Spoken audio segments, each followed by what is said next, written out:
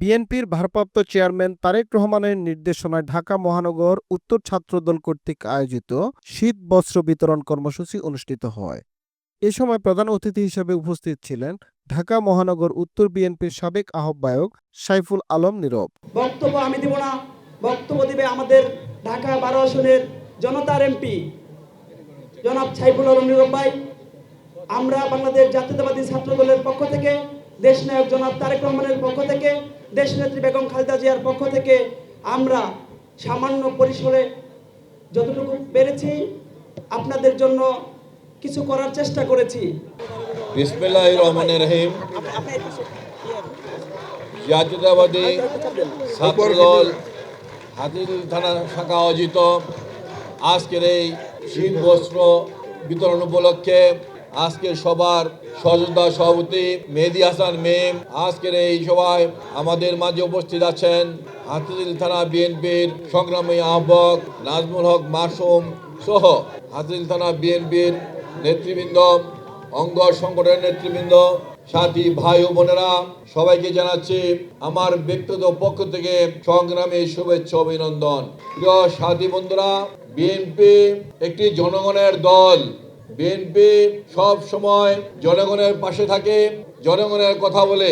BNP সৃষ্টির পর থেকে শহীদ রাষ্ট্রপতি জিয়াউর রহমান সারা বাংলাদেশে ঘুরে ঘুরে জনগণের পাশে ছিলেন, জনগণের সেবা করেছিলেন।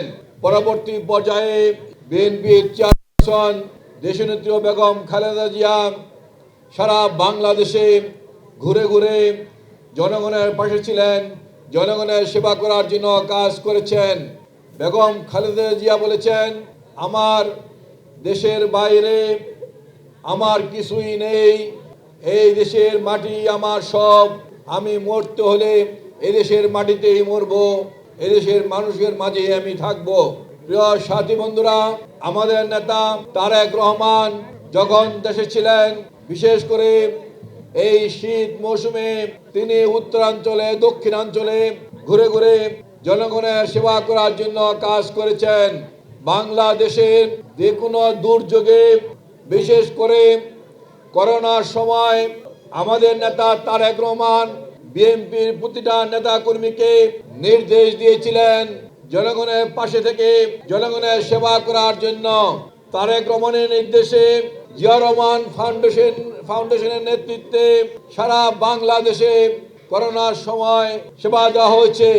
আপনারা দেখেছেন করোনার সময় বিশেষ করে কুমিল্লা, নারায়ণগঞ্জ, চট্টগ্রাম সহ বিভিন্ন জেলায় বিএনপির নেতা কর্মীরা যেখানে করোনার রোগীদেরকে মৃত্যুর পরে ফেলে দিয়ে গিয়েছিল, বিএনপি এবং যুবদলের নেতা কর্মীরা তাদেরকে জীবনের ঝুঁকি নিয়েও দাফন করেছে। প্রিয় সাথী বন্ধুরা, পাশাপাশি আমরা দেখেছি আরেকটি দল তৎকালীন সময় যারা ক্ষমতায় ছিল তারা কাচের ঘরে, শীতাপ নিয়ন্ত্রিত ঘরে বসে তারা আরাম আয়েশ করেছে এবং করোনার জন্য বিদেশ দেখে যে সকল সাহায্য এসেছে তা তারা লুটে পুটে খেয়ে ফেলেছে। এটাই স্বাভাবিক তাদের কাছে। ৭২ সনে দেশ স্বাধীন হওয়ার পরে বাংলাদেশে ৭.৫ কোটি কম্বল আসছিল। সকল কম্বল আওয়ামী লীগের নেতা, আওয়ামী লীগের মন্ত্রীরা চুরি করে নিয়ে গিয়েছিল। শেখ মুজিবুর রহমান দুঃখের সাথে বলেছিল, ৭.৫ কোটি কম্বল আসছে, আমার কম্বলটা কোথায়? আমি তো কম্বল পাইনি। মূল কথা হলো কম্বলগুলো এই আওয়ামী লীগের নেতারা চুরি করে খেয়ে ফেলেছে। শেখ মুজিব তার এক বক্তব্যে বলেছিল, আমি কাদের নিয়ে কাজ করছে? আমার সামনে চোর, আমার পিছনে চোর, আমার ডাইনে চোর, আমার বায়ে চোর, চোর আর চোর। এই চোরের দল থেকে আমরা ভালো কিছু আশা করতে পারি না। শেখ মুজিবের কন্যা শেখ হাসিনা গত 16 বছর এই চোরদের নিয়েই চলেছেন। এই চোররা বাংলাদেশ ব্যাংক লুটপাট করে খেয়ে ফেলেছেন। শেখ হাসিনার নেতৃত্বে এই চোররা সোনালী ব্যাংক খেয়ে ফেলেছেন। বাংলাদেশে শেখ হাসিনার নেতৃত্বে এই চোররা হলমার্ক ব্যাংক খেয়ে ফেলেছেন। বাংলাদেশে শেখ হাসিনার নেতৃত্বে এই চোররা শেয়ার মার্কেট খেয়ে ফেলেছেন। বাংলাদেশে শেখ হাসিনার নেতৃত্বে এই চোররা বাংলাদেশ ব্যাংকের স্বর্ণ খেয়ে তামা করে ফেলেছেন। এটি হলো শেখ হাসিনার নেতৃত্বের 16 বছরের অবস্থা। আমরা দেখেছি 73 সনে আওয়ামী লীগের এমপি বিশিষ্ট সাংবাদিক ফেনী থেকে 73 সনে আওয়ামী লীগের এমপি ছিলেন। সেই বিশিষ্ট সাংবাদিক একদিন প্রেস ক্লাবে বলেছিলেন, আওয়ামী লীগ দেখলেই বলতে হবে এই চোর যাচ্ছে, এই চোর যাচ্ছে, ওরা চোর। অতএব এই চোররাই কিন্তু গত 16 বছর সারা বাংলাদেশের টাকা পয়সা লোড করে বিদেশে পাঠিয়ে দিয়েছে। কোন পত্রিকা, কোন সাংবাদিক তাদের এগুলা লিখতে পারেনি। যারা এই লেখার চেষ্টা করা হয়েছে তাদেরকে গুম করা হয়েছে, খুন করা হয়েছে, মামলা দেওয়া হয়েছে। বিএনপির ভারপ্রাপ্ত চেয়ারম্যান, বিএনপির চেয়ারপারসন দেশনেত্রী বেগম খালেদা জিয়ার বিরুদ্ধে একটি মামলা দিয়েছে মাত্র 2 কোটি টাকার। যেই মামলায় তাকে 10 বছর সাজা দিয়েছে। অথচ ব্যাংক থেকে এই 2 কোটি টাকা উত্তোলন করা হয়নি। এই 2 কোটি টাকা বৃদ্ধি হয়ে আজকে 8 কোটিতে রূপান্তরিত হয়েছে। তারপরও বেগম খালেদা জিয়ার বিরুদ্ধে এই মামলায় 10 বছর সাজা দেওয়া হয়েছে। তিনি 6 বছর কারাবরণ করেছেন। আর আওয়ামী লীগের নেতা নেত্রীরা হাজার হাজার কোটি টাকা চুরি করেছেন। আওয়ামী লীগের অর্থমন্ত্রী বলেছেন 4000 কোটি টাকা কোনো টাকাই না। শেখ হাসিনা নিজের মুখে বলেছেন তার পিয়ন 400 কোটি টাকার মালিক, তার পিয়ন হেলিকপ্টারে চড়ে। এই হলো তাদের অবস্থা।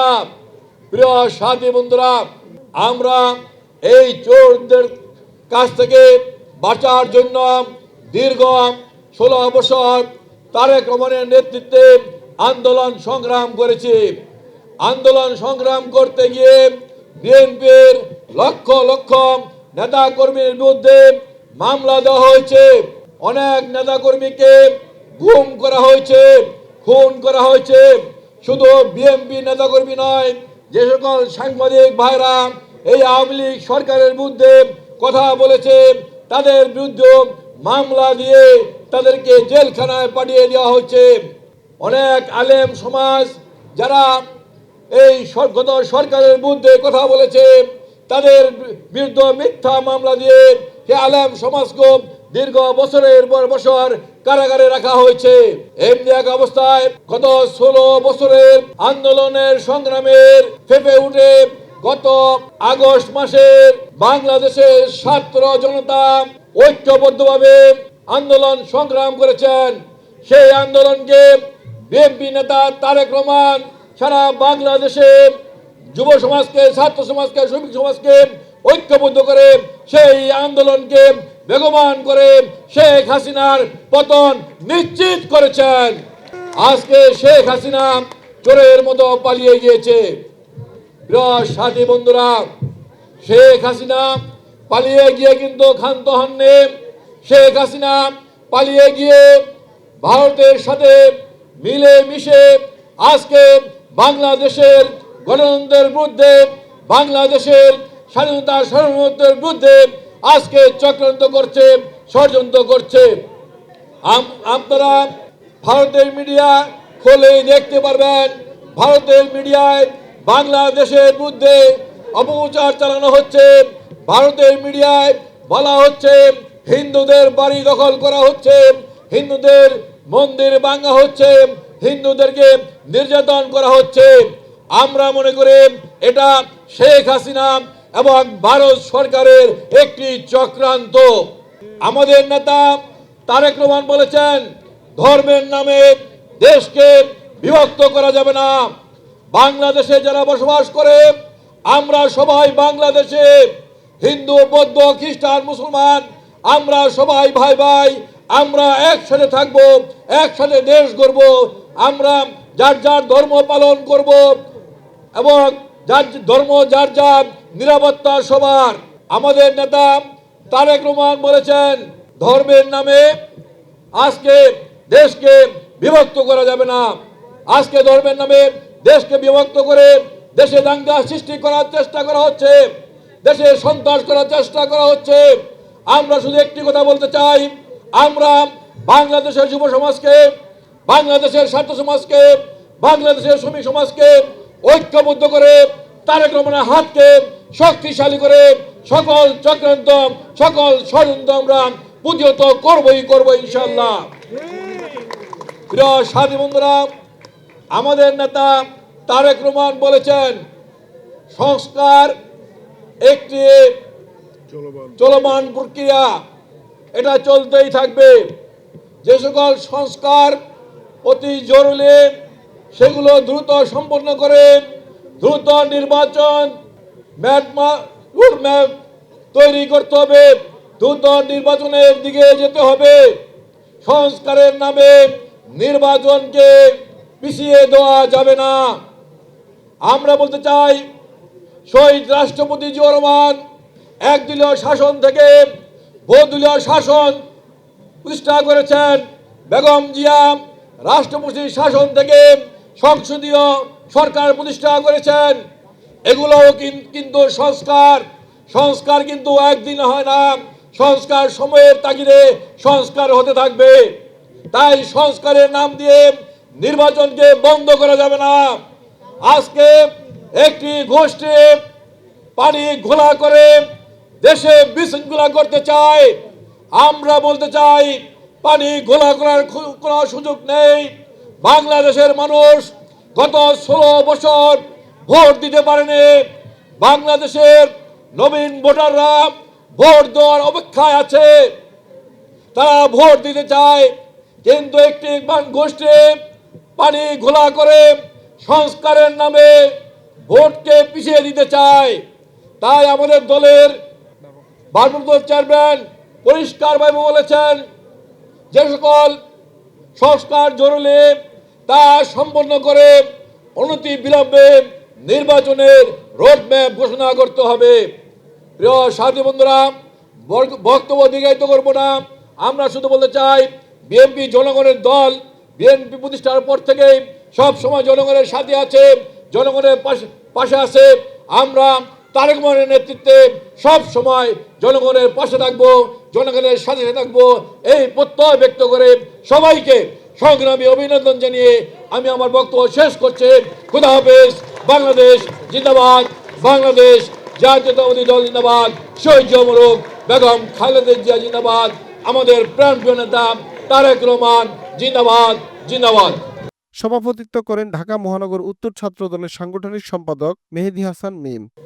বিএনপির অভিভাবক জনাব সাইফুল আলম নীরব ভাইয়ের সার্বিক তত্ত্বাবধানে, সার্বিক সহযোগিতায় আমরা আজকের এই শীত বস্ত্র কর্মসূচি পালন করতে পেরে আমি নিজে এবং আমরা সবাই আনন্দিত। বিশেষ অতিথি হিসেবে উপস্থিত ছিলেন হাতিরঝিল থানা বিএনপির আহ্বায়ক নাজমুল হক মাসুম, বাংলাদেশ জাতীয়তাবাদী ছাত্র দল ঢাকা মহানগর উত্তর আয়োজিত আজকের এই শীত বস্ত্র বিতরণ অনুষ্ঠানে প্রায় 16-17 বছর পর আজকে 4-5 মাস যাবৎ আমরা উন্নত স্থানে সভা সমাবেশ করতে পারছি। আপনারা জানেন, বিগত দিনে স্বৈর শাসক এবং ফ্যাসিস্ট সরকার শেখ হাসিনা আমাদেরকে বাংলাদেশের কোথাও দাঁড়ানোর সুযোগ দেয় নাই। ও আরো অনেকে। প্রিয় দর্শক, এই ছিল এখনকার প্রতিবেদন। নিত্য নতুন সংবাদ পেতে আমাদের চ্যানেলটি সাবস্ক্রাইব করুন এবং ফেসবুক পেজ ফলো দিয়ে রাখুন। H Rana, B news, Dhaka. Rahman Khaleda Zia Khaleda